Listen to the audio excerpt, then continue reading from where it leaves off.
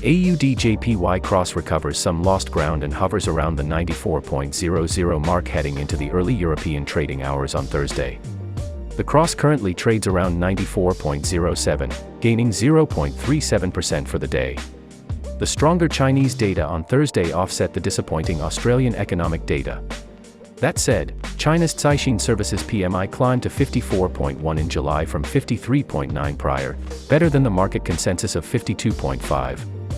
The upbeat Chinese economic figure could benefit the China proxy Australian dollar against its rivals. From a technical perspective, AUDJPY trades within a descending trend channel line from the middle of June on the 4-hour chart. That said, the path of least resistance for the AUDJPY is to the downside as the cross holds below the 50 and 100-hour exponential moving averages. 95.50 acts as the immediate resistance level for AUDJPY.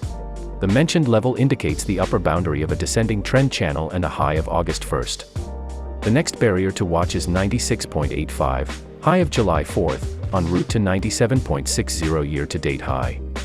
On the downside, the cross will meet an initial support level at 93.30, low of July 12th. The next downside stop appears at 92.60, low of July 28th, and 92.40, the lower limit of a descending trend channel. A break below the latter will see a drop to 92.15, low of June 6th.